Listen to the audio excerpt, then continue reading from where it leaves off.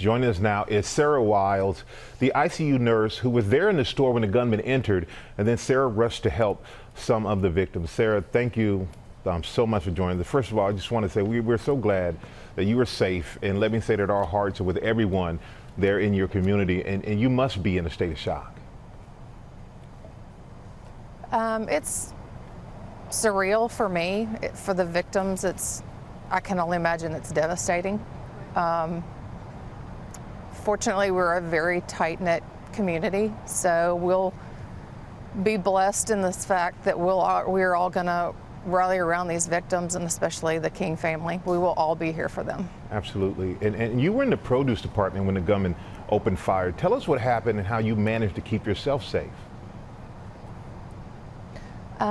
Just walked in on a Thursday to buy a potato and an onion to make soup for dinner, and was in the back, and I heard the initial pop of the gun, but at that time I thought it was one of the Mylar balloons that they had up in the floral department. And seconds later they heard another one, and people started looking towards the front of the store.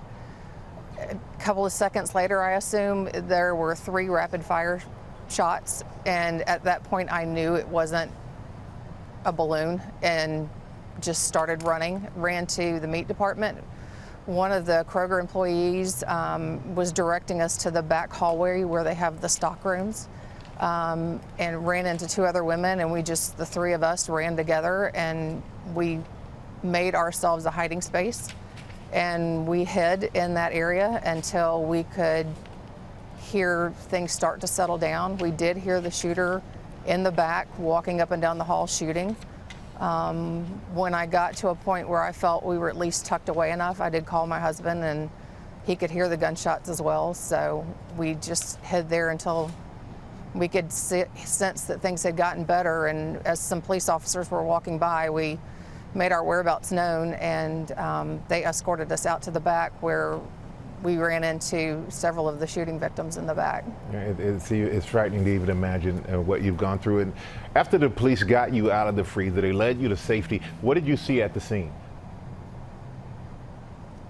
They led us out of the back section of the store, and when I got there, as we got there, 4 victims in one area. 2 victims were sitting in the grass next to the road that runs behind Kroger, and I just turned and looked at the paramedics and said, I'm a nurse, what do I do? What do you need me to do? And just went around and helped check on people and asked them how they were doing, and made sure that people were conscious. There wasn't,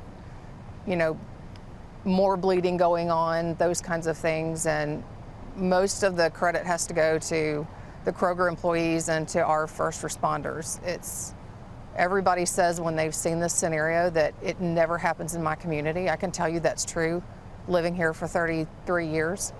But our Collierville Police Department, our fire department, our surrounding towns, the county over from us, their presence was immediate and profound.